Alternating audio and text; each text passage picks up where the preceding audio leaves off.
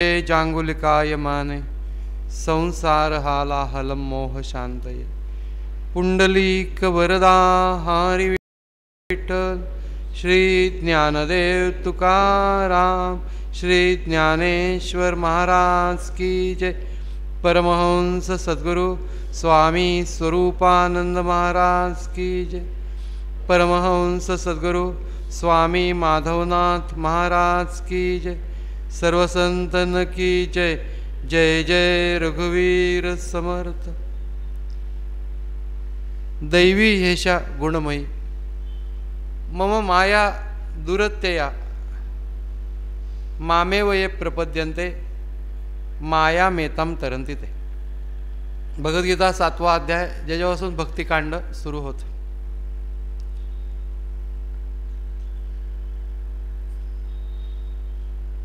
त्याची सुरुवातच अशी आहे, 6व्या अध्यायापर्यंत कर्मकांड झालं,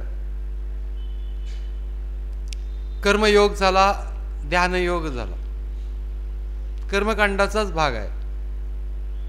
त्याच्यानंतर भक्तिकांड सुरू होत। ध्यानयोग आणि भक्तियोग याच्यामध्ये असलेला फरक गुरुदेवांनी एकदा व्यक्त केलेला की हठयोग इज a process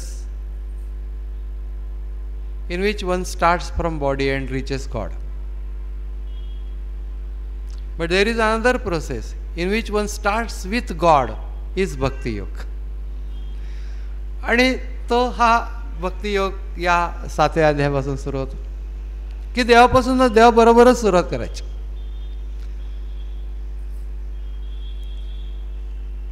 आणि त्याचं मूळ काय आहे ते पहिल्या या भक्तियोगाला सुरुवात झाल्या झाल्या पहिलं जे पद आहे, मय्यासक्त मनात पार्थ,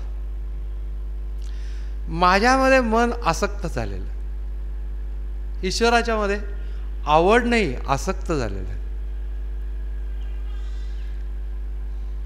आणि असं आसक्त झालेलं मन योगम युंजम मदाश्रया, माझाच आश्रय घेऊन योग करतायत।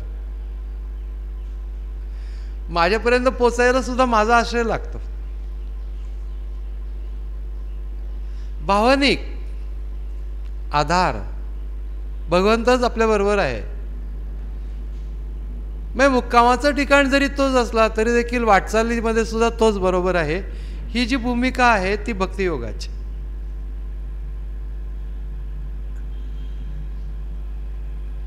असंशयम समग्रम माम यथा न्यास्यसे तशृणु, म्हणजे अगदी सर्व प्रकाराने नीट माझ्या ज्या पद्धतीने तू जाणशील ते ऐक असं सांगते।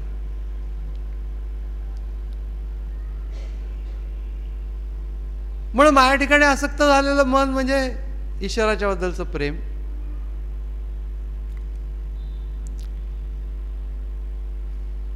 भक्तीच व्याख्या करताना नारदांनी म्हटलेलं आहे की सात्वस्मिन परम प्रेमरूपा, परम प्रेमरूप आहे, अमृत स्वरूपाचे। आणि त्यातलं मला एक गोष्ट विशेष आवडली, म्हणजे या भक्तीचं फळ काय, तर त्यांनी असं सांगितलं भक्ती हेच फळ, भक्तीचं काही फळ नसतं, भक्ती लाभणं हेच फळ आहे। जी काही उपासना करतो त्या सगळ्यामधनं हा भाव उदित होणं। उपासनेमध्ये प्रेम कुठे आहे? महाराजांनी असं म्हटलेलं आहे की कुणीतरी विचारलं की नामामध्ये प्रेम कुठे आहे, कसं येईल, दिसत तर नाही। तर त्याच्यावर त्यांनी असं सांगितलं की दुधामध्ये लोणी आहे हे दिसतं का? तसं आहे, अनस्यूतच त्याच्यामध्ये आहे, काही प्रोसेस केल्यानंतर ते वर येतं, त्याप्रमाणे आहे। प्रोसेस सांगितलेली आहे ध्यानयोगाची। पण केवळ कोरड्या अंतःकरणाने ध्यान करून परमेश्वर मिळणार नाही, यासाठी म्हणून हा 7व्या अध्यायापासून भक्तियोग सुरू झाला।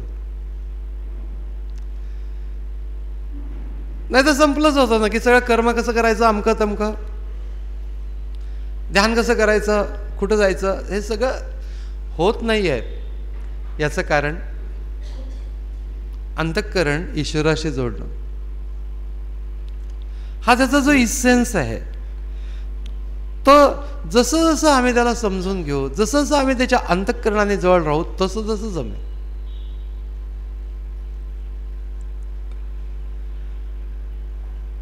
आणि तिथपर्यंत पोचत का नाही माणूस हे सगळं समजल्यानंतर सुद्धा, असं याच अध्यायामध्ये म्हटले पुढे, मनुष्याणाम सहस्रेषु कश्चित यतती सिद्धये, एखादाच प्रयत्न करतो, यतताम अपि सिद्धानाम कश्चिन माम वेत्ती तत्वदा. अशा प्रयत्न करणाऱ्यांमध्ये सुद्धा एखादाच पोचतो. हे का? कारण की प्रयत्न करणाऱ्यांमध्ये आम्ही आहोत. तर हा भाग महत्वाचा आहे. यतताम अपि सिद्धानाम कश्चिन माम वेत्ती तत्वदा. हे का?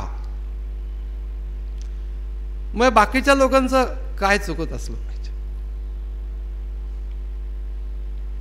वसुधा परमेश्वर काही झाकलेला नाही, असं ज्ञानेश्वर महाराजांनी याच्यावरचं जे विवेचन आहे, अप्रतिम विवेचन. ज्ञानेश्वरी म्हणजे रसास्वादन. मत्त परतरम नान्यत किंचित असते धनंजय. माझ्या पलीकडं अजून काही नाही आहे. म्हणजे मी आणि नंतर विश्व असं नसून सगळं विश्वरूपाने मी आहे, असं ऐश्वर्य योग ईश्वराचा सांगायचं. मत्त परतरम नान्यत किंचित असते धनंजय. आणि धनंजय हे संबोधन इथं मुद्दामून वापरलेलं आहे, की धन ज्यांनी युद्धामध्ये सर्व प्रकारे धन ज्यांनी मोठ्या प्रमाणावरती मिळवलं, धनावरती जय. पण हे एक ऐश्वर्य सगळीकडं आहे त्याचं, पण ते मिळत नाही धनंजयाला. मत्त परतरम नान्यत किंचित अस्ति धनंजय मयि सर्वमिदं प्रोत्तम सूत्रे मणिगणा इव. सूत्रामध्ये मणी ओवे तसं हे जग मी धारण केलेलं आहे.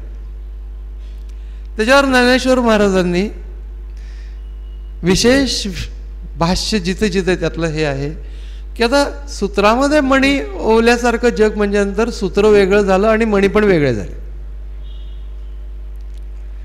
मग हा कुठला आला ऐश्वर्य योग? तर ज्ञानेश्वर महाराजांनी त्याचं विवरण केलं. ते सोनियाचे मणी केले, ते सुवर्णाच्या सुती ओविले. सोन्याचं सूत आणि सोन्याचेच मण. केवळ ज्ञानेश्वर महाराजांनी असं भाष्य केलेलं आहे, कुणालाही जमलेलं नाही. कारण की सूत्रामध्ये मणी म्हटल्यानंतर वेगळंच झालं जग आणि ईश्वर. पण नाही, सोन्याचेच मणी, सोन्याचं सूत्र. तैसे म्या जग धरले सबाही अभ्यंतरी. अंतर्बाह्य मी जग तशा प्रकाराने धरलेलं आहे, सुवर्ण रूपाने. आणि हे जे सांगितलंय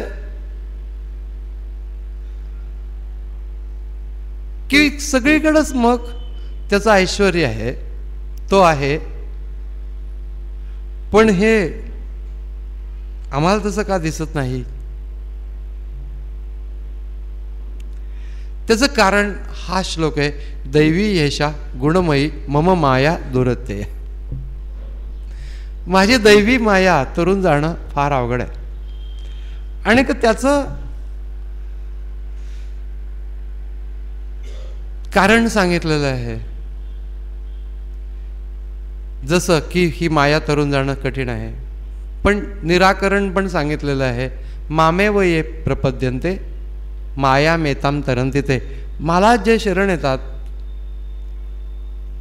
ते ही माया तरून जातात.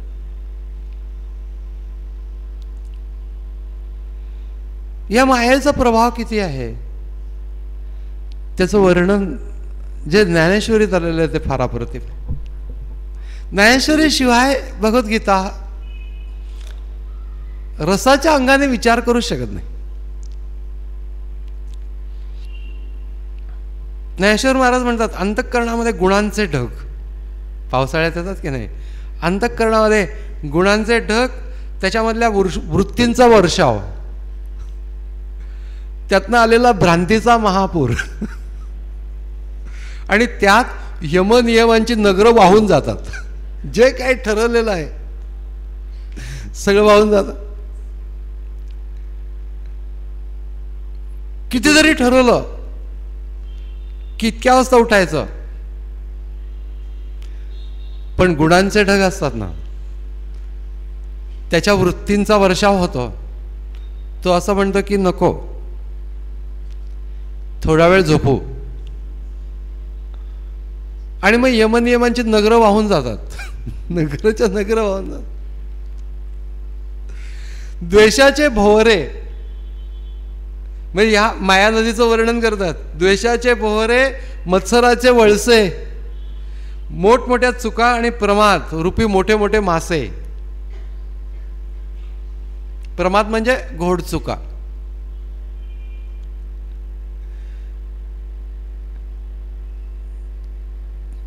ते लोक त्याची गंमत पण करतात. मार्क ट्वेननी असं एका ठिकाणी म्हटलं की मी जर का कुठल्या सभेला गेलो छत्री घेऊन आणि का कापडाची छत्री घेऊन तिथं सभेला गेलो आणि चुकून येताना सिल्कची छत्री आणली तर ती चूक आहे. पण मी सिल्कची छत्री घेऊन गेलो आणि कापडाची आणली तर ती घोडचूक आहे. माणसांच्या प्रमाद म्हणजे मोठ्या मोठ्या चुका. संसाराची वळणं, कर्म अकर्माचे लोंढे आणि त्याच्यावर तरंगत असलेले सुखदुःखाचा कचरा. त्याच्यावरती तरंग असलेला सुखदुःखाचा कचरा. ब्रॉडर व्ह्यूने संसार बघता आहेत. रतीची या बेटा आदळती कामाची या लाटा. रतीच्या बेटावरती कामाच्या लाटा आदळतात आणि जीवफेन संघाटा, म्हणजे मोठा जीवरूपी फेस निर्माण होतो. अहंकाराच्या ओघाला विद्या, धन, सामर्थ्य यांच्या उकळ्या येतात. उदय अस्ताचे लोंढे, उदय आणि अस्ताचे लोंढे येतात आणि ते जन्ममृत्यूचे खळगे निर्माण करतात आणि त्याच्यामधनं शरीररूपी बुडबुडे निर्माण होतात. ज्ञानेश्वर महाराजांचं वर्णन याच्यामध्ये सुद्धा आपल्याला भीती वाटतच नाही, काय मजा वाटते.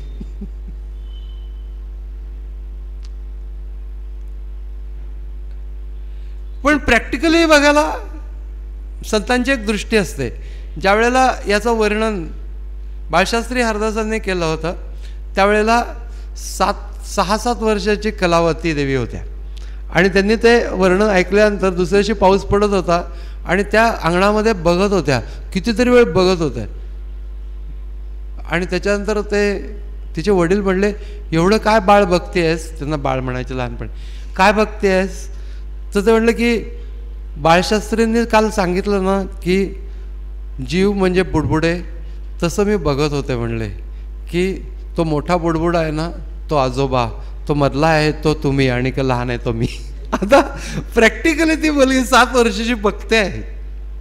आपल्याला काहीच वाटत नाही याचं, कारण ते आम्ही प्रॅक्टिकली अप्लाय करून बघत नाही. पण ज्ञानेश्वर म्हणतात शरीररूपी बुडबुडे निर्माण होतात आणि फुटतात. त्याच्यामध्ये तो बुडबुडा इतका त्रास देतो स्वतःला आणि सगळ्यांना.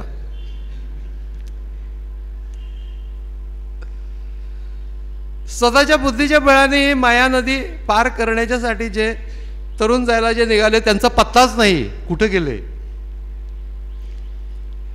त्यांना बहुतेक करून जाणीवेच्या डोहामध्येच गर्वाने गिळलं. ज्ञानेश्वर महाराजांचं प्रतिपादन आहे, जाणीवेच्या डोहामध्ये आपल्याला ज्ञान झालं, या जाणीवेच्या डोहामध्ये गर्वाने गिळून टाकलं त्यांना. नंतर यज्ञकर्मकांडाच्या पेट्या ज्यांनी पोटाखाली घेतल्या आणि तरुण जाण्याचा प्रयत्न केले ते स्वर्गसुखाच्या कपारींच्या मध्ये अडकले. यज्ञाची सर्वसाधारणपणे कल्पना आहे की स्वर्ग मिळेल वगैरे, आणि मग त्या ठिकाणी ते अडकले. नंतर मोक्षाच्या अपेक्षेने कुणी कुणी कर्मकांडाच्या बाहूवरती भरोसा ठेवला, म्हणजे स्वतः पोहून जाऊ म्हणून, पण ते विधिनिषेधांच्या वळशामध्ये सापडून फिरत राहिले. इथे वैराग्याची नाव शिरत नाही, विवेकाची काठी लागत नाही, काही उपाय करावा तो अपायच होतो. अशक्य गोष्टी जर शक्य होतील तर माया नदी तरुण जाणं शक्य आहे असं त्यांनी प्रतिपादन केलं आहे. आणि त्या अशक्य गोष्टी कुठल्या तर मासा गळ गिळून टाकेल. कसं गिळून टाकेल तर माया नदी तरता येईल. भित्र्याला घाबरून पिशाच्य पळेल तर माया नदी तरुण जाता येईल. किंवा चोरांची उघड सभा भरेल. उघड सभा दृष्टांत ज्ञानेश्वर महाराजांचे त्या काळातले. अलीकडच्या काळामध्ये काय चोरांची सभाच काय लोकसभा सुद्धा भरू शकते. त्यामुळे असं काही सांगतात नाही. पण थोडक्यात म्हणजे माया नदी तरण्यासाठी म्हणून दुरापास आहे. कोण तरेल त्याचं उत्तर दिलंय की माम एव ये प्रपद्यन्ते मायामेताम तरंती. येथे एकची लीला तरले जे सर्व भाव आहे मज बजले तर या आयलीच कडे सरले मायाजाळ. आता असं वाटतं की माया नदी आणि काय हे तरणं वगैरे हे गुरुपौर्णिमेच्या दिवशी काय काम आहे. तर त्याचं पुढे त्यांनी ती पद्धत सांगितली तरुण जाण्याची. कोणी तरू शकलं नाही, फक्त एकच तरले. आणि ते कुठल्या पद्धतीने तरले ते सांगतात. जया सद्गुरू तारू पुढे. सद्गुरू रूपी मोठं गलबत पुढे आहे. अनुभवाचे आणि कासे गाढे, अनुभवाच्या कासऱ्यांनी त्याला आपली नाव जोडलेली आहे ज्यांनी. आणि ती नाव कशाची आहे. आत्मनिवेदन तरांडे आकळले. आत्मनिवेदनाच्या नावेनी ज्यांनी अनुभवाने सद्गुरूंच्या बोटीला आपली नाव जोडून टाकली ते ही माया नदी तरून जातात. म्हणजे माया नदी तरण्याला अन्य काही उपाय नाही, फक्त हा एकच मार्ग सांगितलेला आहे. जे अहमभावाचे ओझे सांडून त्या आता तरंडा आहे छोटासाच आहे आपला, त्याच्यामध्ये तो बुडायचं नाही. तर जर का त्याच्यावरतीच ओझं जास्ती असेल तर कसलं ओझं जास्ती होतं. अहंकाराचं ओझं जास्ती होतं ते टाकून दे. मला खूप अक्कल आहे वालं.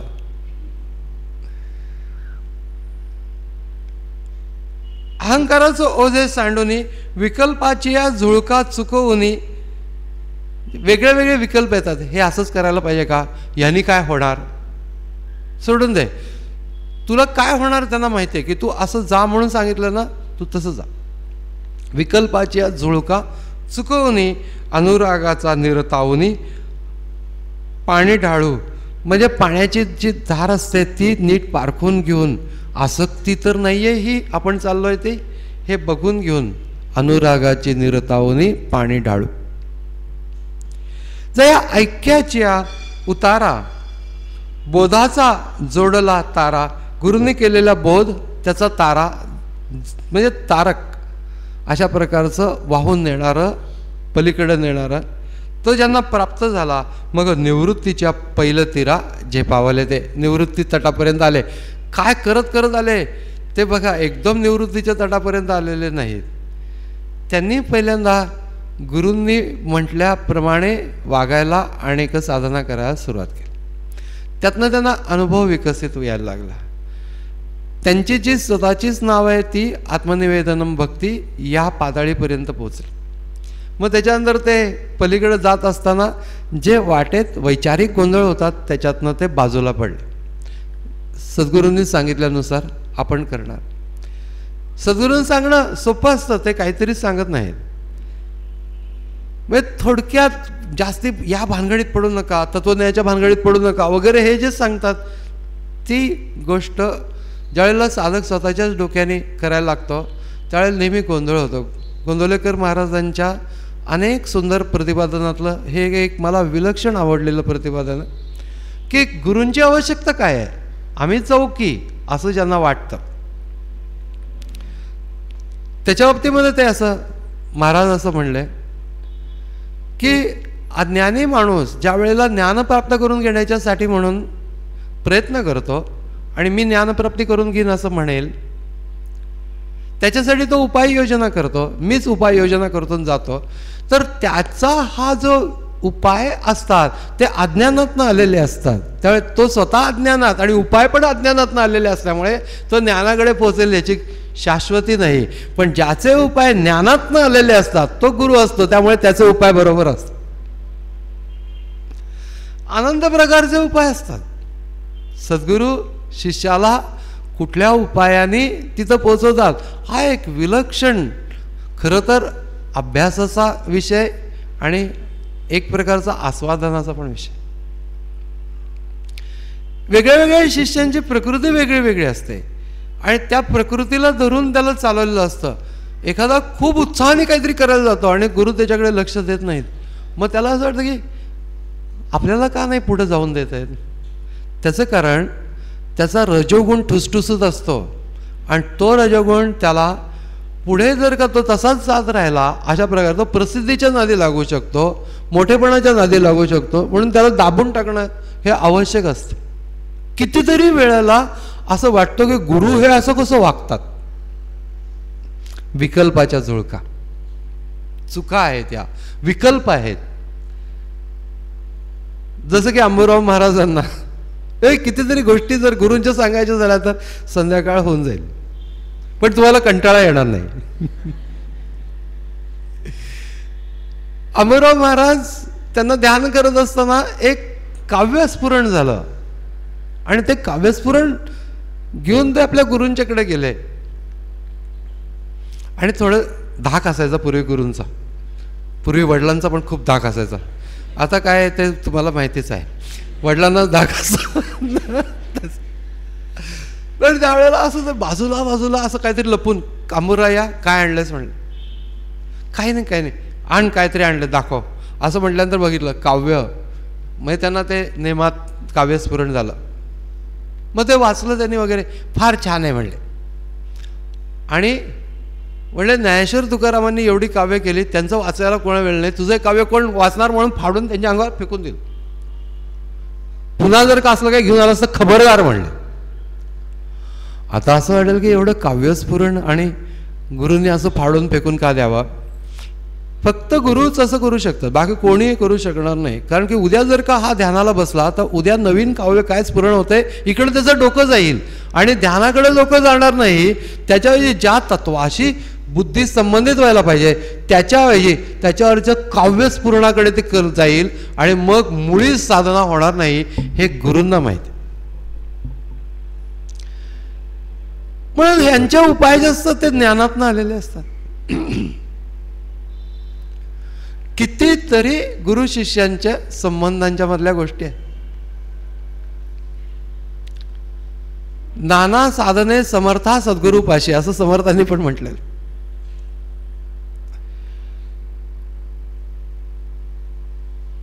स्वामींच्याकडे एक जण मुलगा, आई तक्रार घेऊन आली की तो बटाट्याची भाजी सोडून काहीही खात नाही, काहीही खात नाही. तर ते म्हणले दररोज शाळेत जाताना डबा देतेस ना, डबा देते. तो दुकानावरनं शाळेत जातो तर त्याला फक्त जाताना नमस्कार करून जायला सांग. मग दररोज तो नमस्कार करून जायचा. नमस्कार केल्यानंतर स्वामी दररोज एक प्रश्न विचारायचे, डब्यात काय आज? बटाट्याची भाजी. दुसऱ्या दिवशी परत नमस्कार कर, आज डब्यात काय? आज डब्यात बटाट्याची भाजी. परत हो बटाट्याची भाजी. असं करता करता 15-20 दिवस झाल्यानंतर त्या पोराला वाटलं की प्रत्येक वेळेस स्वामी आपल्याला हाच प्रश्न विचारतात, आपण हेच उत्तर देतो, आपण नवीन काहीतरी डब्यात नेलं पाहिजे. नाना साधने समर्था सद्गुरूपाशी. अडभंगीनाथ म्हणून होते आणि ते असे अडभंगी या नावावर तुमच्या लक्षात येईल की आडव्या डोक्याचा माणूस, कोणाची पडायचं नाही, ताकद विलक्षण. शेतामध्ये होते, गोरक्षनाथ मच्छिंद्रनाथ तिथनं चाललेले होते. त्याच्यानंतर शेतात घुसल्यानंतर ए गोसावड्यांना पाऊल नका घालू असं रीतीने तो ओरडत आला हातात कांक घेऊन. शांत उभे राहिले, बस घेतलं. बघितल्यानंतर त्यांना काय कळलं कुणास ठाऊक, आणि हा तर भयंकर रागवलेलं आहे. गोसावडे लोक येऊन फुकटचं खाऊन जातात शेतातलं म्हणून तो असा आलेला आहे. त्याच्यावर ते इतके शांत उभे राहिलेले गोसावी तो पहिल्यांदाच बघत होता. त्याच्यावर ते बघितल्यानंतर असा रागून जवळ आल्यानंतर हे एकदम हसले मच्छिंद्रनाथ आणि थोडंसं कुत्सित हसले. आणि तो भयंकरच खवळला. कुणी हसलं आपल्याकडं तरी देखील आपल्याला रागवल्यानंतर कुणी आपल्याकडे बघून हसलं तर रागच येणार, आणि त्यातनं कुत्सित हसलं तर भयंकरच राग. काय म्हणायचं तुला? तर ते म्हणले नाही, माझ्या मनात एक विचार आला. काय विचार आला? की तुला एक गोष्ट करायला सांगावी असं वाटलं, पण तुला ते जमणार नाही हे मला कळलं, म्हणून मी हसलो. एवढं सगळं आडदाणपणा करतं, तुला नाही जमणार. मला नाही जमणार, सांग, आत्ताच्या आत्ता करून दाखवतो. आत्ताच्या आत्ता करण्याची गोष्ट नाही, पण तुला जमणारच नाही म्हणून तर सांगतो. सांग, करून दाखवतो. तर म्हणलं की काही नाही, मनात असं आलं की अमुक एक मंत्र सांगितलं, एवढा मंत्र म्हणत 12 वर्ष तू फक्त इथंच जर का राहशील तर मानेन म्हणले. हे पण तुला नाही जमणार. हे मला नाही जमणार, 12 वर्षांनी ये, माझी मान मोडून दाखवतो किंवा तुझी मान मोडतो म्हणले, ये. आणि गेले. 12 वर्षाने आले. 12 वर्ष त्या शेतातच राहिले होते. त्याच्यानंतर पाऊल बाहेर घातलं नाही त्यांनी. 12 वर्ष आणि तो मंत्र. आणि ज्या वेळेला ते आले त्यावेळेला महाराज असं म्हणून नम्रपणाने पाया पडले. ते म्हणले, अरे ते अडभंगी म्हणून होता, तो कुठं गेला? मीच तो आहे म्हणले. मीच तो आहे. 12 वर्षात पूर्ण पालट झालेला. त्याला बरोबर माहिती होतं की ह्याच्यामध्ये असलेला विकार जो आहे तो जर का त्याचा जर का मोठ वळवली तर ती पूर्ण परमार्थाला लागणार आहे. म्हणून नाना साधने समर्था सद्गुरूपाशी. एकाच प्रकाराने ते होत नाही, अनंत प्रकाराने ते करता येतं. प्रत्येक एकच नियम सगळ्याला लागू पडत नाही, हे लक्षात घेतलं पाहिजे. हे सद्गुरूंचं आवश्यकता. आमच्या बालबुद्धीने सगळ्यांना एकच नियम असायला पाहिजेत, हे सगळे युनिफॉर्मिटी पाहिजे, अमुक पाहिजे तमुक पाहिजे. एक लहान मुलगी होती, भयंकरच व्रात्य म्हणजे कल्पनेच्या बाहेर. आणि त्या आईला सळो का पळो, आणि वडील यायचे झालेले होते. आणि का आईने तिला कसं तरी तिला धाकात ठेवायचं, त्यांच्यासाठी काही पदार्थ करायचा आहे. त्याप्रमाणे तिने ते पॅटीस केले होते. परदेशातली गोष्ट आहे. आणि तो यायचा त्यावेळेला अगदी तयार ठेवायचा, कारण की नंतर कुठेतरी जायचं होतं. आणि हिला सांगितलं की मी आत्ता आंघोळ करून येतो, तू कुठेही गडबड करू नकोस, इकडे लक्ष ठेव, पण काही गडबड करायची नाही अजिबात, कशाला हात लावायचा नाही. तिला माहिती आहे की उद्योग करणारीच आहे मुलगी. त्याच्यानंतर ती गेली आंघोळीला आणि ही परत आली वगैरे. आणि थोड्या वेळानंतर ते आले आणि ते खायला लागले. थोडेसे पिवळे पडल्यासारखे दिसत होते, पॅटीस विचित्र लागत होते. हिला कळलं की या पोरीने काहीतरी गडबड केली. काय केलंस तू म्हणले, सांग. काही नाही केलं मी. काय केलं सांग. ते पॅटीसला भाजलं होतं ना, म्हणून मी बर्नॉल लावलं.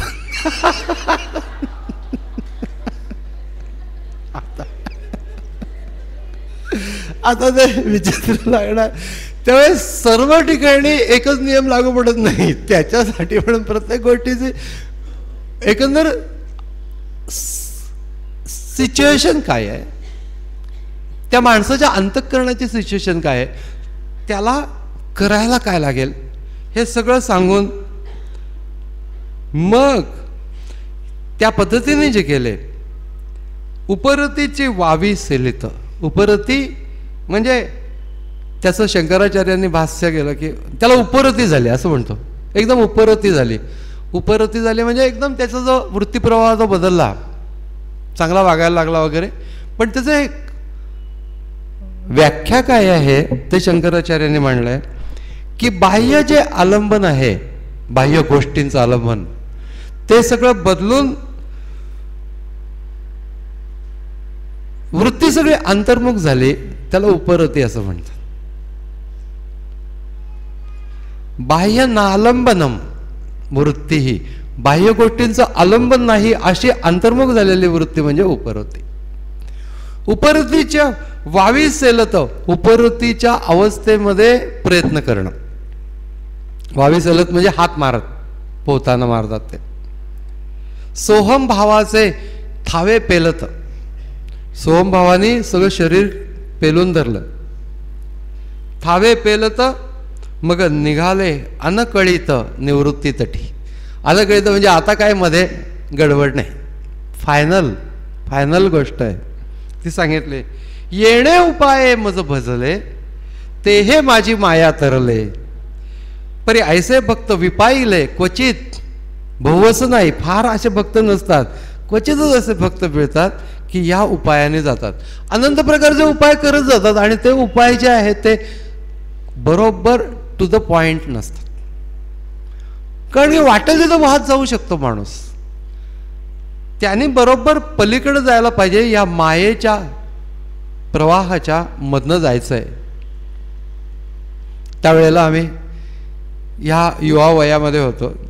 माया अपार्टमेंट जेव्हा झालं त्यावेळेला खरं तर मायेच्या पलीकडे जायचं आहे आणि स्वामींनी त्याला माया अपार्टमेंट नाव का ठेवलं असं चर्चा चालली होते. तेव्हा मी म्हटलं की मायेला अपार्ट करण्याच्यासाठी म्हणून माया अपार्टमेंट हे नाव ठेवलं. खूप गंमत चालायची माया या गोष्टीवरून. एक असे नेहमी येणारे साधक पूर्वी आणि अचानकपणाने बरेच दिवस येईन असं झाले. श्रीमंत तसे, मोठा बिझनेस त्यांचा, पण ते आले आणि एक दिवस खूप दिवसानंतर आले. मग सगळ्यांना अत्तर बित्तर लावून, मग ते एक उशीर खूप दिवसांनी आल्यानंतर सगळ्यांना थंड करायचं असतं ना, त्यातला एक तो प्रकार असतो. मग गुरूंच्याकडे जाताना सुद्धा खूप दिवसांनी आल्यानंतर काहीतरी कारणं शोधून नंतर काहीतरी घेऊन वगैरे माणसं जातात. आपली साधना घेऊन गेलं तर ते काहीही विचारत नाही, परंतु इतरच गोष्टी घेऊन जातात. पण ते तसं ते सगळं घेऊन वगैरे. आणि मग स्वामी गेल्यानंतर मोकळी चर्चा थोडीशी चाललेली होती. ते सगळे प्रौढच लोक होते, म्हणजे वृद्धत्वाकडे झुकणारे असे होते. पण आम्ही त्यावेळेला ऐकायचो काय काय चाललंय त्यांचं ते. तर त्याच्यावरती एकाने विचारलं काय झालं का मायामध्ये येते असं एकाने म्हटलं. तर ही माया आहेच ना म्हणले. तर त्याच्यावरती ते म्हणले या मायापेक्षा ती माया मोठी आहे म्हटले. दुसऱ्या दिवशी आम्ही दुकानामध्ये स्वामींना विचारायला की या मायापेक्षा ती माया मोठी आहे का. तर म्हणले माया किती मोठी आहे हा प्रश्न आपण हात किती लांब धरतोय जवळ धरतोय त्याच्यावर अवलंबून आहे. ज्या वेळेला मायाने काय होतं की ते दिसेन असं होतं तत्व. हात जर का लांब धरला तर दिसेल, म्हणजे माया थोडी अपार्ट केली तर. परंतु हात जर जवळ दिला तर काही दिसणार नाही. त्यामुळे तिला आपण जवळ किती घेतो याच्यावर ते अवलंबून आहे. माया या शब्दावरून बऱ्याच गोष्टी मला सुचल्या. कबीरांनी असं म्हटलं की ही माया काही मरत नाही. माया मरीन मन मरा, मरमर गये शरीर, आशा तृष्णा ना मरी, कह गये देश दास कबीर. की शरीर गेल्यानंतर तरी माया मरेल नाही, आशा तृष्णा त्याच्यातली मरतच नाही. पुढच्या वेळेला पुन्हा ते सगळ्या गोष्टी घेऊन येतात. म्हणून ह्या सगळ्या गोष्टींच्या मध्ये इतकं आकर्षण आहे, विलक्षण बाह्य सर्व गोष्टींच्या मध्ये. त्याच्यातनं परमतत्वापर्यंत पोचायचं आहे. अगदी परमेश्वर जवळ असला तरी देखील मायेचं सामर्थ्य विलक्षण मोठं. नारदांना हे मान्य नव्हतं. एकदा भगवंत म्हणले की माझी माया ही तरुण जायला फार अवघड आहे. म्हणजे याची काय माया आहे तुझी, तू तर जवळ असताना मायेचा काय प्रभाव लागणार आहे वगैरे. मला तरी काय मायाचा कधी त्रास वाटला नाही असं भगवंतांना नारद सांगतात. नारद म्हणले की त्याबद्दल नंतर बोलू, मला जरा तहान लागली तू पाणी घेऊन ये. पाणी कुठं आणणार, तिथं ते समुद्रकिनाऱ्याचा भाग होता, जवळ एक नदी त्याला मिळत होती, त्या नदीच्या काठी हे होते. आणि पाणी कुठनं आणणार, तर लांबवर कुठेतरी एक झोपडी दिसत होती. तर ते पाणी आणायला गेले नारद. बराच वेळ चालतात चालतात चालतात. तिकडे गेल्यानंतर दमले, त्यांना स्वतःलाच ताण लागली भयंकर. ते सगळं विसरूनच गेले. आणि त्यामध्ये त्याने दार उघडलं. आतमध्ये इतकं प्रसन्न वातावरण होतं त्या घरामध्ये. तो माणूस बाहेर आला. त्या मुलीला म्हटलं की अगं पाणी घेऊन ये बरं. म्हणून पहिल्यांदा त्यांनी पाय धुतले. नारदाला एकदम बरं वाटलं. त्यातनं ती इतकी तरुण आणि सुंदर मुलगी, ती अगदी मोठ्या प्रेमाने पाणी आणून देते. तुमच्यासारखे लोक आमच्याकडे कधी येणार म्हणले. मग तिला बसायला दिलं, थोडंसं त्यांच्या पद्धतीचं खाणं पिणं वगैरे दिलं. ते इतकं गोड होतं, सुंदर. गोव्या वगैरे मधले पदार्थ तुम्ही खाल्ले तर तुम्हाला कळेल की ते नारद अगदी खुशच होऊन गेले. मग त्याच्यानंतर ते म्हणले की आता तुम्ही जेवणच करून जा. मग त्याच्यानंतर जेवण वगैरे त्याच्यामध्ये पण ते रमले. विश्रांती थोडीशी घ्या. नंतर संध्याकाळी म्हटलं की आता ना आमच्या मनात एक इच्छा आहे की तुम्ही राहूनच जावं. तर ते राहिले नारद. आता ती मुलगी पण आजूबाजूला घोटाळती आहे आणि ती इतकी सुंदर मुलगी नारदाची सेवा करते. नारद म्हणले की या मुलीचं काय करणं, आता लग्न करायचं म्हणले. तर त्याच्यामध्ये संध्याकाळी ती मुलगी बाप नसताना आलं. म्हणले ती मुलगी म्हणली तुम्हीच माझ्याशी लग्न कराल का? हो, नारदांना इतकं भरून आलं. हो. आणि बापाने मग काय आनंदाने लग्न लावून दिलं वगैरे. आणि जो काही संसार सुरू झाला, 2 मुलं झाली. त्याच्यानंतर त्या पाण्याला एकदा मोठा प्रवाह आला आणि ते सगळे स्नानाला गेलेले असताना बायको आणि मुलं गेली वाहून. आणि नारद एकदम ओरडतात, भगवंता काय हे पाणी. आणि एकदम तेवढ्यात आवाज आले, नारदा पाणी आणायला गेला होतास ना.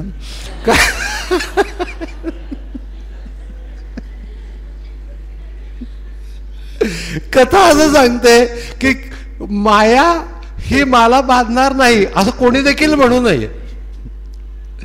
माया वेताम तरंती ते कुठल्या पद्धतीने ते सांगितलं. म्हणून सद्गुरूंच्या बाबतीमध्ये अमृतानुभवामध्ये मोडून माया कुंजरू, मायारूपी हत्तीचा कुंजरू म्हणजे हत्ती, मायारूपी हत्तीचा माज मोडून माया कुंजरू मुक्त मोतियाचा वगरू, मुक्तीच्या मोत्यांचा घास जेवविता सद्गुरू निवृत्ती राजू. ऐश्वर्याचं असं कानाला आल्हाद देणार आहे की मोत्यांचा घास जेवणारा सद्गुरू निवृत्ती राजू. मायाशी संबंध आणि माया नाही असं तत्व, याच 2 गोष्टी तर आहे.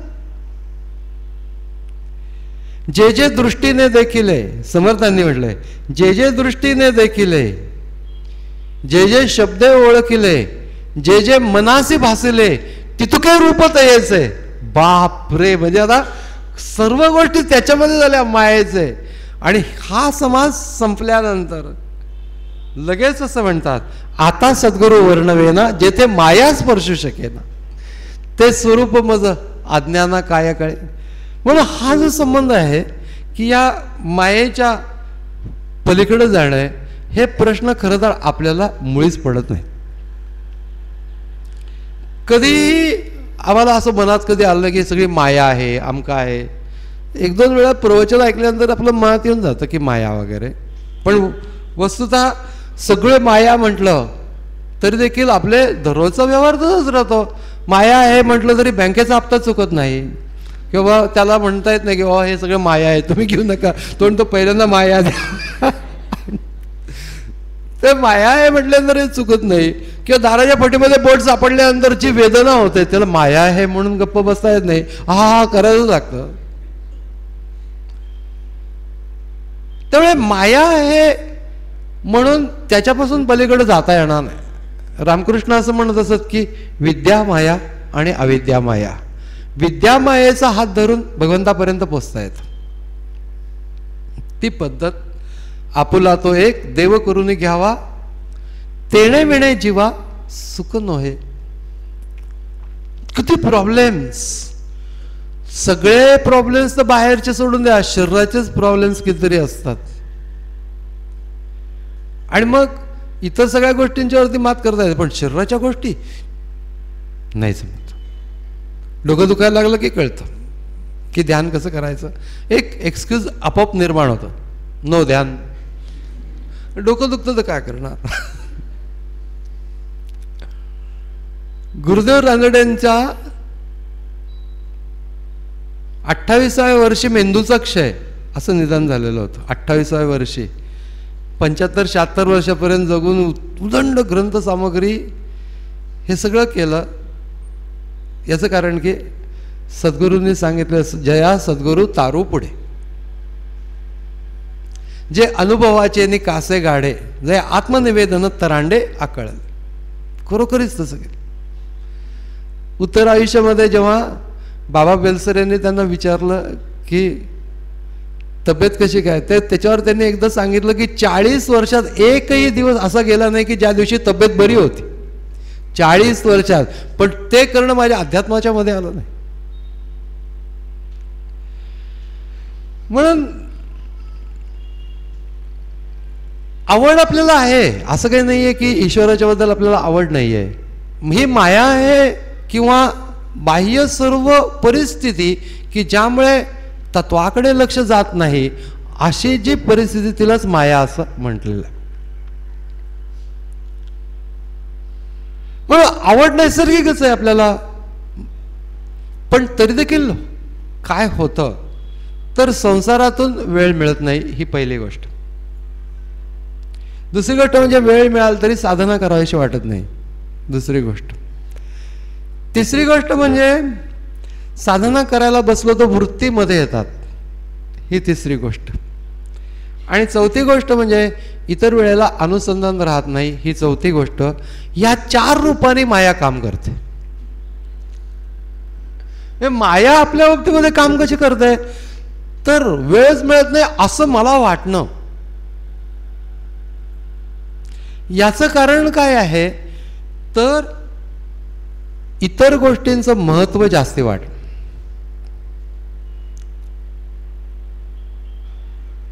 त्याच्यावरती उपाय काय आहे, विवेक हा उपाय आहे.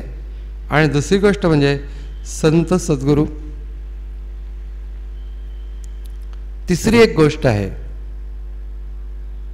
महाराजांच्याकडे एक जण आले आणि त्यांचा रिटायर्ड गृहस्थ, आणि नाम घेतलं. नाम घेतल्यानंतर महाराजांनी काही दिवसानंतर विचारलं, काही वर्षानंतर, की सगळं साधना वगैरे म्हणले इतकी नाही नीट चाललेली, की तो नातू आहे सध्या आणि का तो सगळा मायाकडे असतो आणि का तो भयंकर व्रात्य आहे.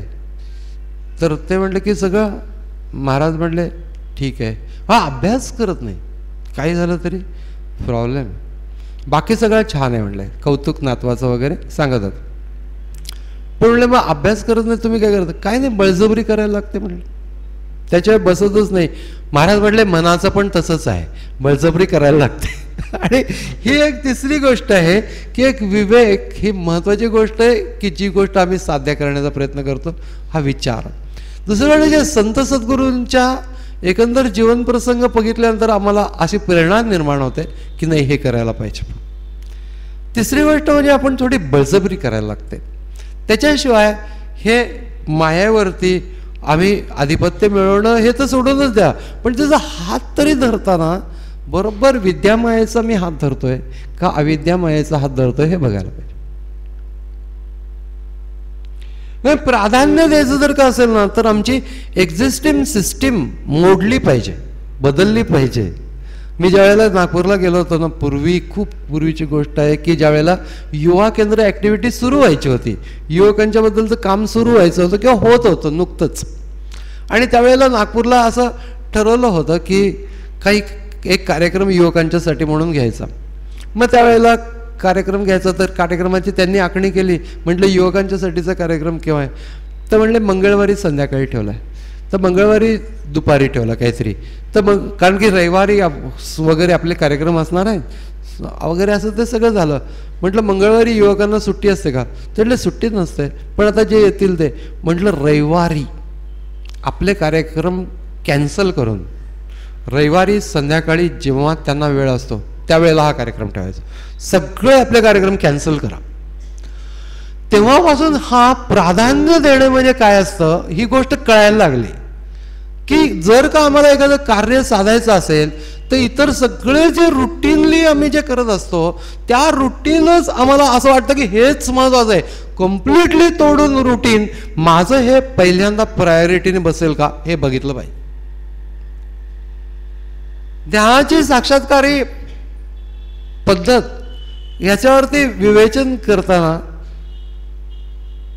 Bhagavad Gita philosophy of God realisation या ग्रंथामध्ये गुरुदेवांनी असं म्हटलंय की भगवद्गीता असं सांगते की finally Bhagavad Gita tells us that it is only through one pointed devotion to God that one may be able to know him, see him and enter into हिम.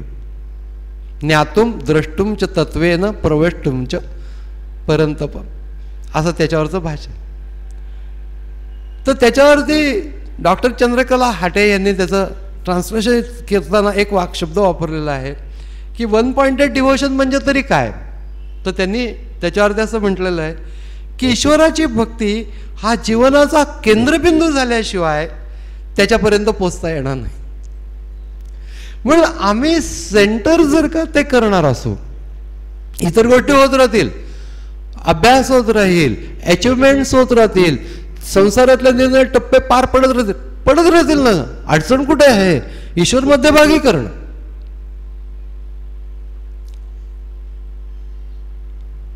केव्हा तरी जमेल तेव्हा जमेल तसं नाही. पांडुरंग शास्त्रीने असं म्हटलं की समजा का ऊस जर का सरकामध्ये पिळून 2-3 वेळेला काढला आणि कुणीतरी ते राहिलेलं चिपाड आपल्याला मोठ्या कौतुकाने दिलं तर आपला सन्मान झाला असं समजू का आपण? तसं म्हणले आमचं सगळं जीवनाचं चिपाड झाल्यानंतर आम्ही भगवंता आता सगळं जीवन तुझंच आहे असं म्हणतो. किंवा दिवसभर थकवून लागून शेवटी केव्हा तरी देवाकडे. असं नाही होता कामा. फूल ज्यावेळी टवटवीत असतं, उमललेलं असतं, त्याच वेळेला व्हायला पाहिजे.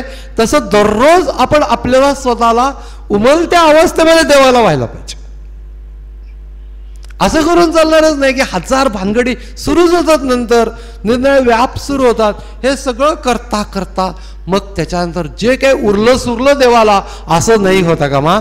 प्राधान्याने जे पहिलं असेल ते देवाला, जे जे काही पहिलं आहे जे मी ग्रहण करतो ते तर देवाला आहेच आहे, पण माझं मन ज्यावेळी टवटवीत आहे त्यावेळेलाच ते ईश्वराला अर्पण करायला पाहिजे. 1000 भानगडी झाल्या, 2-3 फोन आले की लगेच आपण नर्वस होऊनच जातो.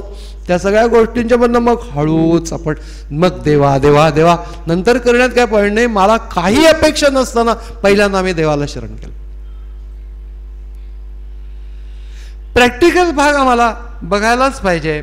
आणि ती जर का गोष्ट त्या सद्गुरूंच्या जीवनांच्या मधनं, आता हे स्वामींचं ज्यावेळेला इतकी गरिबीच असल्यामुळे इथं पुण्यामध्ये आले त्या कोकबनातून, त्याच्यानंतर त्या ठिकाणी आल्यानंतर काही पण नव्हते, श्रीमंती ऐश्वर्याचं काहीच नव्हतं.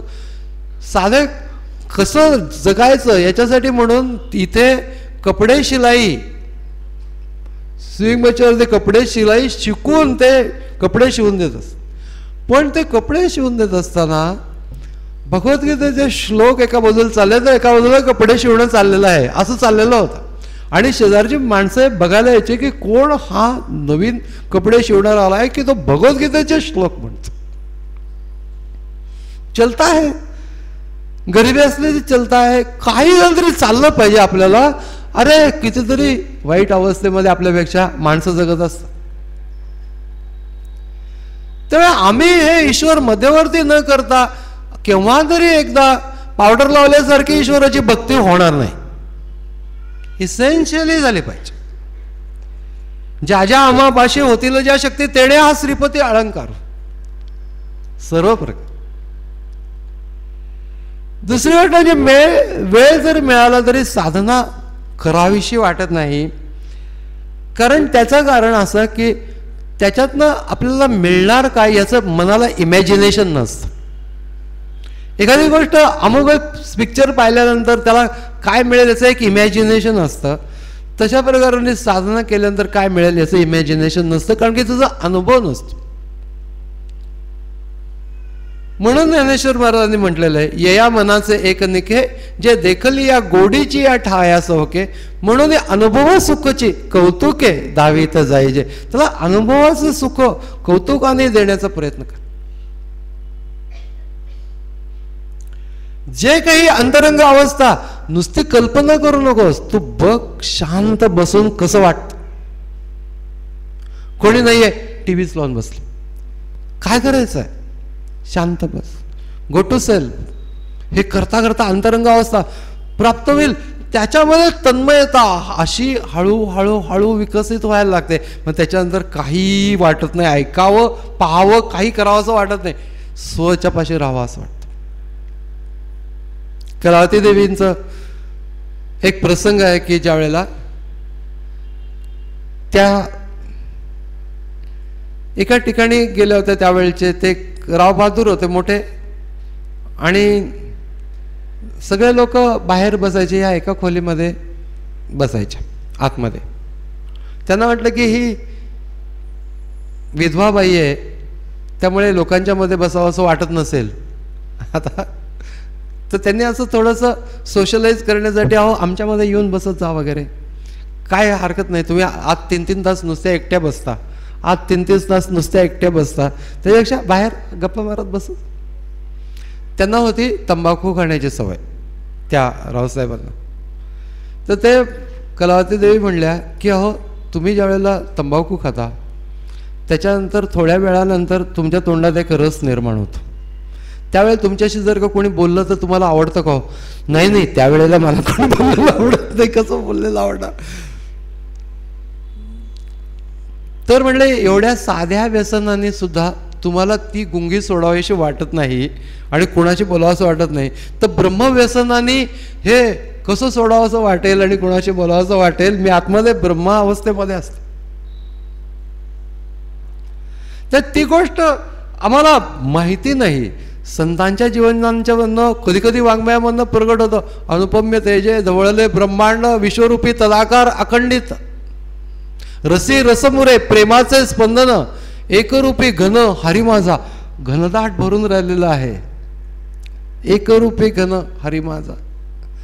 झाला अरुणोदय आले सूर्यतेज, त्याहूनही सतेज तेज आले.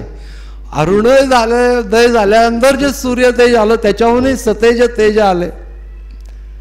हरपल्या वृत्ती देहभाव हारी, वृद्धिसिद्धी कामारी झाल्या जैसा.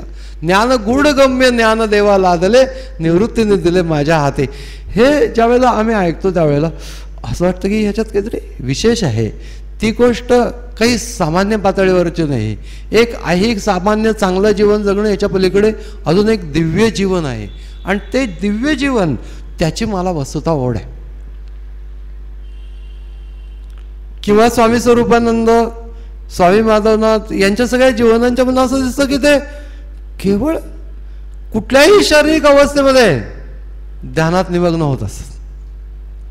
ज्ञानेश्वर महाराज जेव्हा म्हणतात पाहे पा ओम तत्सत ऐसे, हे बोलणे तेथ नेत असे, जेतोनी काय हे प्रकाशे दृश्य जात. हे दृश्य जात जिथून प्रकाशित होतं त्या ठिकाणी हे ओम तत्सत या मंत्राच्या साह्याने हळूहळू माझं मन त्या अवस्थेमध्ये जातं. मग आपल्याला असं वाटतं की नाही, त्या अवस्थेमध्ये जायला पाहिजे, हे काय असतं एकदा बघितलं पाहिजे, आपल्याच मध्ये आहे, मग आपल्याला का मिळू नये. असं जेव्हा आम्ही इतरांच्या म्हणजे साधू संतांच्या वाङ्मयाच्या आधाराने जायला लागतो त्यावेळेला आम्हाला लक्षात येतं की काहीतरी विलक्षण गोष्ट आहे. प्राणाचा प्रणव मनाचे उन्मन होता समाधान स्वामी म्हणे.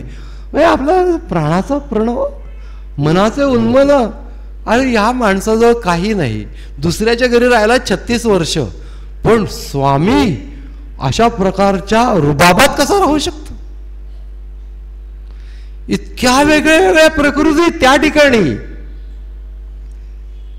पण आश्चर्य आपल्याला असं वाटेल की 36 वर्षात स्वामींचा एकाही माणसाशी वाद सुद्धा झाला नाही.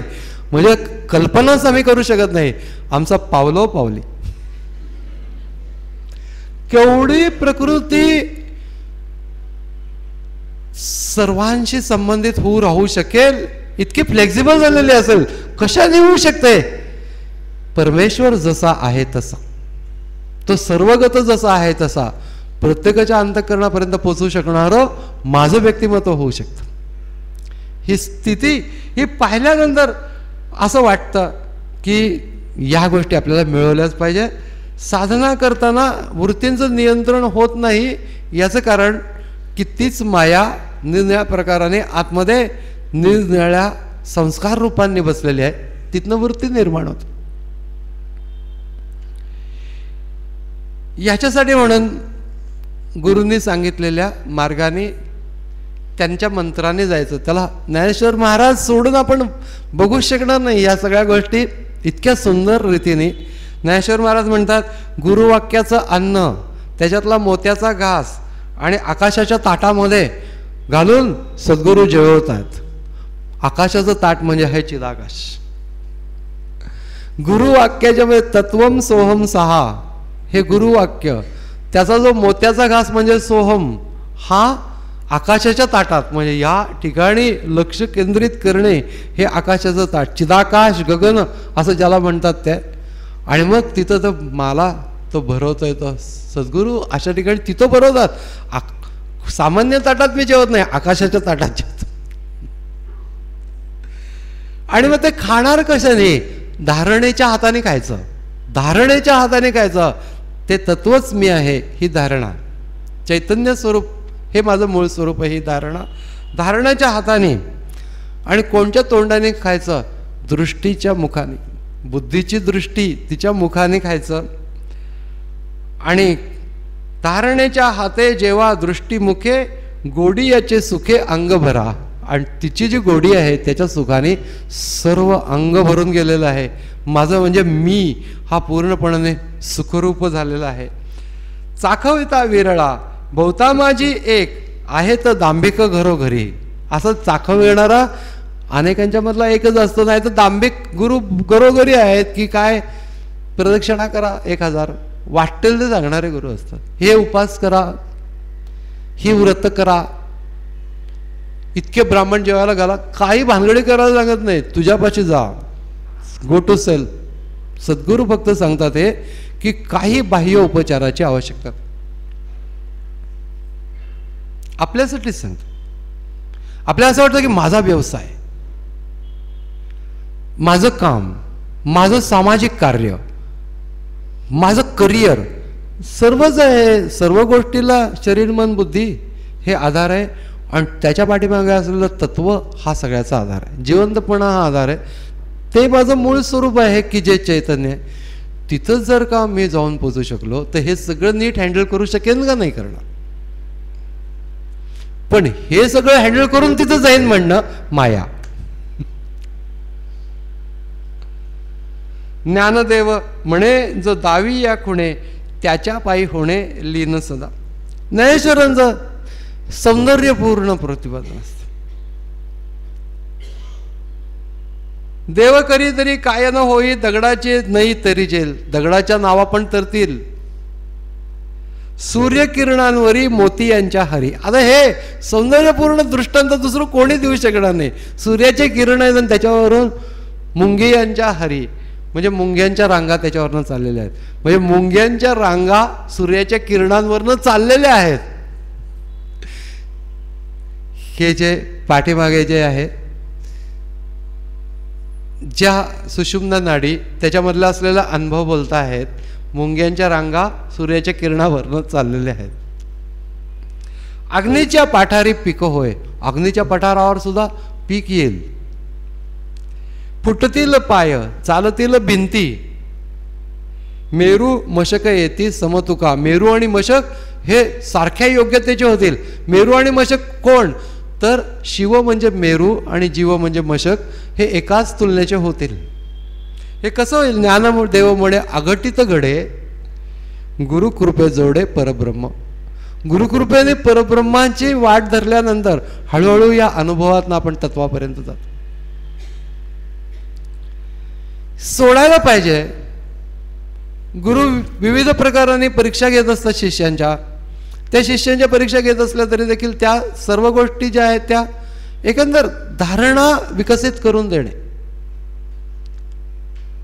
वेगळ्या वेगळ्या प्रकाराने ते ज्या वेळेला सारख्या परीक्षाच घेत असतात असं नव्हे, परंतु त्याला घडवत असतात. आता संन्यासी जर का असेल तर त्याने काही संग्रह करता कामा नये. त्या काळातली गोष्ट मच्छिंद्रनाथ गोरक्षनाथ हे या संप्रदायाचे आदर्य आहेत. आदिनाथ, मच्छिंद्रनाथ, गोरक्षनाथ, गणिनाथ, निवृत्तीनाथ, ज्ञानेश्वर महाराज यांचं काही स्मरण या निमित्ताने होत राहतं म्हणून हा विशेष दिवस. गोरक्षनाथ आणि मच्छिंद्रनाथ जंगलातनं चाललेले होते. त्या काळामध्ये घनदाट अरण्य होते आणि चोरा लुटारूंचं भय खूप असायचं. आणि संध्याकाळची वेळ झाली त्यावेळेला मच्छिंद्रनाथांनी सोन्याच्या 2 विटा मच्छिंद्रनाथांच्या जोडीमध्ये टाकल्या आणि पुढे चालायला लागले. मच्छिंद्रनाथ पण न बोलता चालायला लागले त्यांच्या पाठीमागून. आणि मग अगदी अंधारी रात्र येईल आता आणि लुटारूंचं भय.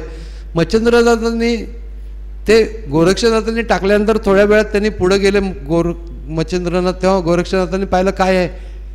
सोन्याच्या विटा काढल्या, दिल्या फेकून आणि चालायला लागले. कारण आपण संन्यासी आहोत, आपल्याला काय करायचं, सोन्याच्या विटा, असं त्यांनी विचार केला. चालायला लागले. तर ते चालायला लागल्यानंतर थोड्या वेळानंतर मच्छिंद्रनाथांनी विचारलं की गोरख, कुछ भय तो नहीं है, काही भय तो नहीं है. ते म्हणले महाराज भय था लेकिन मैं फेंक के आया. शाबास म्हणले. याच्यावरून कळून गेलं की संग्रह करायचं नाही हे त्याच्यात रुजलेलं आहे. पण माझ्याबरोबर जे सेवक वगैरे मुलं वगैरे जे येतात त्यांनी मात्र स्वामींची बॅग वगैरे असे फेकून द्यायचे नाही की स्वामी काय बॅग कुठे, पंकज फेक के आया.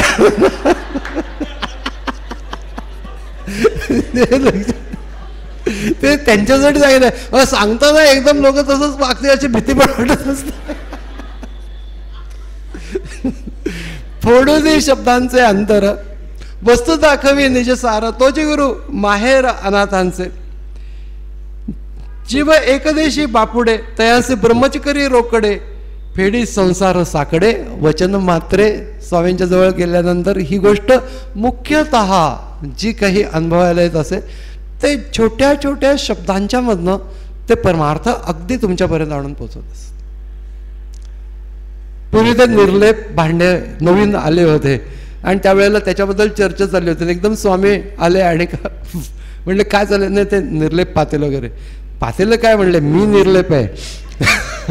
आता हे एकदम गोष्ट आम्हाला असं वाटतं की काही नाही, हा परमार्थ आहे तो अंगीभूत झालेला आहे की असं आपण म्हणू शकत नाही मी निर्लेप आहे वगैरे. आपल्याला ती भानगडीची गोष्ट वाटते, म्हणतो हे असं सहजासहजी होत असे. म्हणून त्या ठिकाणी गेल्यानंतर ज्या ज्या काही विशेष गोष्टी होत्या त्या सगळ्या गोष्टींच्या मधलं एक महत्त्वाची गोष्ट म्हणजे स्वामी हीच सर्वात महत्त्वाची गोष्ट. त्यांच्याकडे आम्ही बघत असायचो, त्यांचं आम्ही ऐकत असायचो. त्याच्यानंतर ते ज्यावेळेला बोलत असतील त्यावेळेला ते बोलतच राहावेत असं वाटायचं, त्यावेळेला गप्प असायचं त्यावेळेला गप्पच राहावं असं वाटायचं. याच्या त्यांचे जे भाव असतात ते आमच्यामध्ये परफेक्टली परावर्तित होतात म्हणतात आणि आतमध्ये शिरतात म्हणतात, तसे ते होतात. कारण तसंच आहे, तसं होतच. हास्यविनोद असले हास्यविनोद, गूढ असेल गूढ, गंभीर असेल गंभीर, तसं शिष्याला आपोआप सद्गुरूंच्या सामर्थ्याने केलं जातं. गुरु गंभीर आहेत आणि शिष्य हसतायत अशी स्थिती कधीही होऊ शकत नाही कुठल्याही सद्गुरूंच्या पाशी. हे मी तुम्हाला सांगतो. केवळ स्वामींच्या पाशीच असं नव्हे, सर्व सद्गुरूंच्या भोवती एक आध्यात्मिक वातावरण असतं आणि त्याचा आपल्याला लाभ होत असतो. इतकी महत्त्वाची गोष्ट काय आहे, सद्गुरू महाराजांच्या तर अनेक गोष्टी. आता मागे थोड्या दिवसापूर्वी नागपूरला महाराजांच्यावरती प्रवचनच झाल्यामुळे कितीतरी गोष्टी सतत मनात येत असतात. एकदा कोणीतरी असं म्हटलं की ह्या सगळ्या मार्गाने म्हणजे नाम वगैरे घेऊन त्याच्यानंतर मग अनुभवाच्या पातळीवरती केव्हा जाऊ असं त्यांनी काही विचारलं.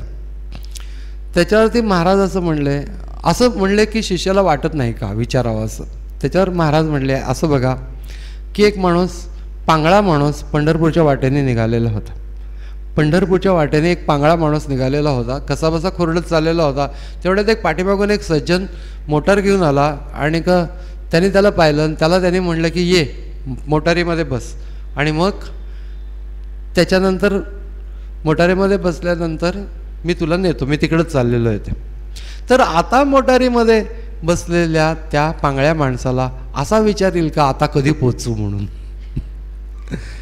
तशा प्रकारे त्या वाहनाची गती त्याला प्राप्त होते. तसं सद्गुरूरूपी वाहनात आपण बसायचं, त्यांची गती आपल्याला प्राप्त होते.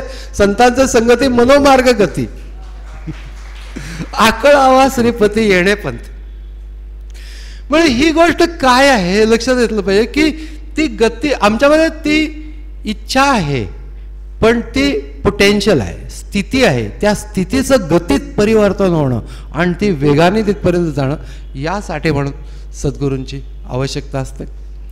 अनेक प्रकाराने गुरु शिष्य संबंध जितकं म्हणून तुम्ही त्याच्याबद्दल बोलाल तितकं कमी आहे. पण ज्यांनी ते अनुभवलेलं आहे त्यांनी ही गोष्ट लक्षात घेतली पाहिजे की या सगळ्या संबंधाला एक उद्देश आहे आणि तो उद्देश स्वतःला आत्मज्ञान प्राप्ती हा उद्देश. केवळ सद्भाव किंवा चांगलं वागणं, सज्जन व्यक्ती होणं हा याचा उद्देश नाही, ही आवश्यकता आहे, ही आपोआपच होत जाईल.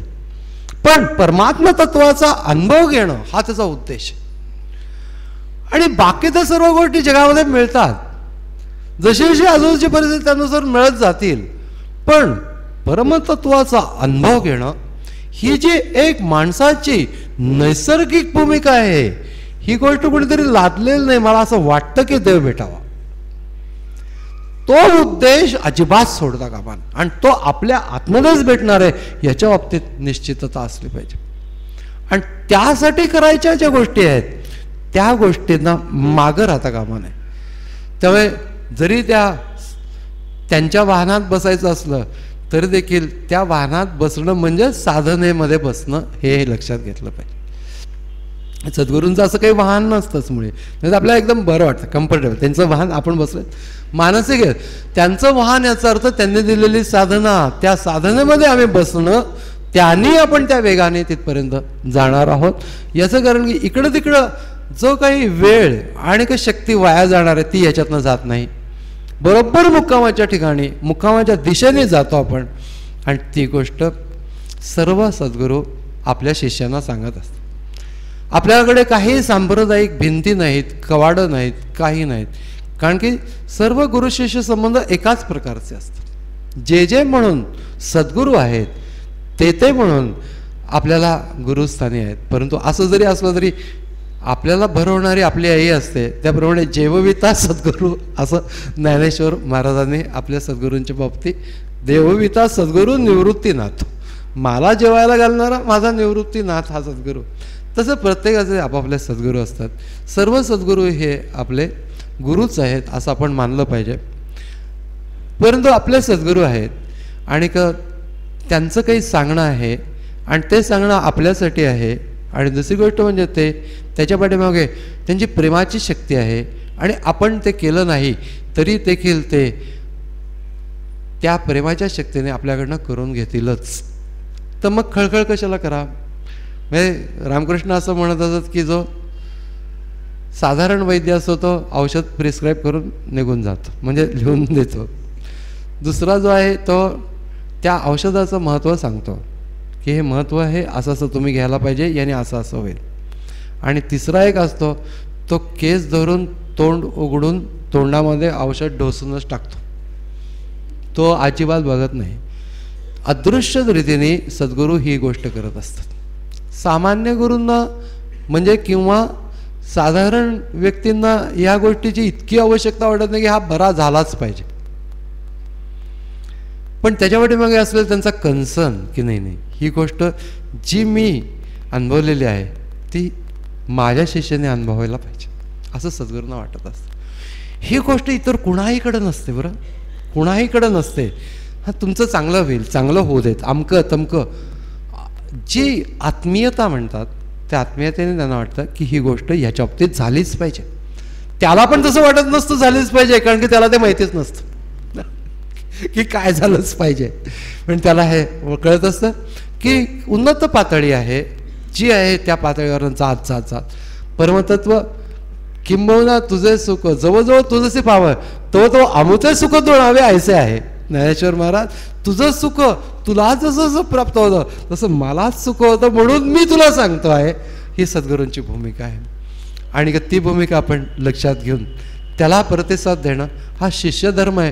करतोच आहोत आपण, पण विशेष प्रायोरिटीने करायला पाहिजे.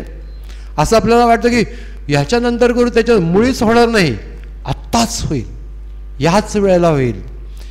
येची जन्मे येण्याची काळे संसारी होय जे निराळे मोक्ष पाहिजे निश्चळे स्वरूप आकारे. आत्मस्वरूप गुरूंच्यासाठी काहीच नाही. गुरूंचं नावाचं उदो नको, त्यांचे झेंडे फडकवणे नको, काही नको. Go to self. अनंत प्रकाराने हा विषय आपण मांडत असतो. किती बोललं तरी ह्याची चव कमी होणार नाही अशा प्रकारचा हा विषय आहे. आणि तो आपल्यासाठी आहे. त्यानुसार आपण तो जसं जसं प्रसंगाप्रसंगाने एक विशेष भोजन असतं तशा प्रकारचं हे गुरुपौर्णिमेचं प्रवचन असतं की ज्याच्यामध्ये गुरूंच्या प्रेमाच्या संबंधांमध्ये आपण बुडून गेलेलो असतो. आणि कुणीच गुरुभावामध्ये नसतं, सगळे शिष्यभावामध्ये असतात. ज्यांना आपण गुरु म्हणतो ते पण शिष्यभावामध्ये असतात, त्यांच्या गुरूंच्या भावामध्ये असतात, त्यांचे गुरु त्यांच्या गुरूंच्या भावामध्ये. अशा प्रकारचा हा गुरुपौर्णिमेचा अत्यंत आनंददायक सोहळा. त्याबद्दल स्वामींचे आशीर्वाद सगळ्यांना मी देत असतो की स्वानंदामध्ये राहा. हरिओम तत्स.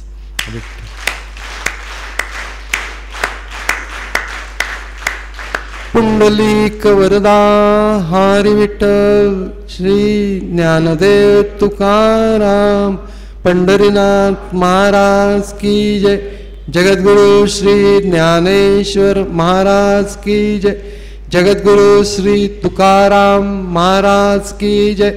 परमहंस सद्गुरु स्वामी स्वरूपानंद महाराज की जय. परमहंस सद्गुरु स्वामी माधवनाथ महाराज की जय. सर्व संतन की जय. जय जय रघुवीर समर्थ. नमितो योगी थोर विरागी तत्वज्ञानी संत तो सत्कविवर परात्पर गुरु ज्ञानदेव भगवंत. ओम.